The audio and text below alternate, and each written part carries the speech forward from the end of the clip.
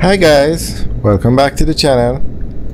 Today we are driving over Spur Tree Hill. We are heading from Mandeville to St. Elizabeth, or more specifically from Mandeville to Santa Cruz. So today we're going to talk about the new alignment of Highway 2000 and why we think this new alignment, why the alignment changed. So the government announced recently that they're going to start construction of the Williamsfield to Hodges leg of Highway 2000. Now that wasn't really a big surprise because everybody knew the highway is to run from Kingston to Montego Bay, so it would go through St. Elizabeth. And currently the highway between Kingston and Maypen is finished, but the Maypen to Williamsfield leg is going to finish in August. It was to finish in April 2023, but it has been delayed, and so it's going to finish in August. So when the government announced the Williamsfield to Hodges in St. Elizabeth leg of the highway, everybody knew it was coming. But what surprised people and have some people a little confused is the alignment of the highway, where the highway is now going to run. Now originally the highway was to run through Balaclava, through the Jamaica Railway Company lands. Basically it was to follow more the path of the railway.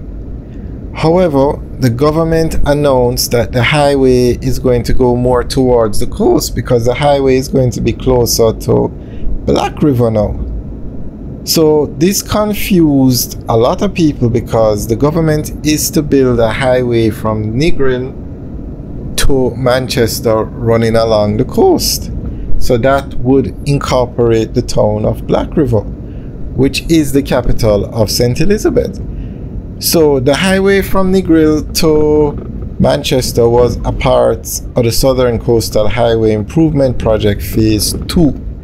That road has not started yet because they're still building Phase 1 from Harborview to Portland. But what surprised everybody is you can't have two highways right beside each other, because the Highway 2000 that runs from Kingston to Montego Bay is a toll road, so you have to pay to use it. And when that highway was when it started, it was in the contract that no road is to be built to compete against the highway, not even a railway service.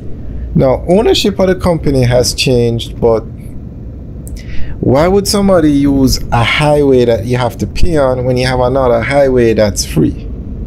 So what we think, this is now our take on it. It's not, this is our,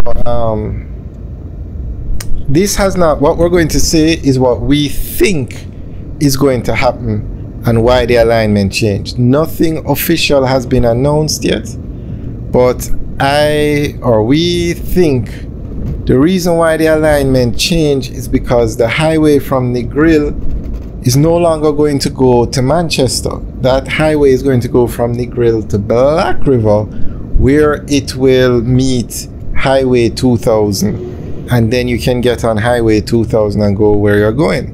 Now originally it was the highway from Negril was to run from Negril to Manchester, where it would merge with Highway 2000 and you can go from there.